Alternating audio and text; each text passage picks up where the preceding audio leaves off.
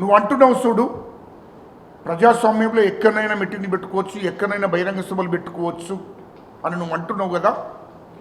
బహిరంగ సభలు ప్రజాస్వామ్యంలో బహిరంగ సభలు ఎక్కడైనా పెట్టుకోవచ్చు, మీటింగ్లు ఎక్కడైనా పెట్టుకోవచ్చు, దాన్ని మేము కాదనడం లే. కానీ నువ్వు తెలంగాణ రాష్ట్రం వచ్చిన రోజు, తెలంగాణ రాష్ట్ర ప్రజల పండుగ రోజు, తెలంగాణ రాష్ట్రం ఏర్పడ్డ రోజు, తెలంగాణ ఆవిర్భావ దినోత్సవం రోజు ఇక్కడ బహిరంగ సభ పెట్టడానికి ఎందుకు వచ్చినావు అని అడుగుతున్నాం. అందుకోసమే నీకు పర్మిషన్ ఇవ్వలేదు బహిరంగ సభకు. నువ్వు ప్రెస్ మీట్ పెట్టడం కూడా తప్పే.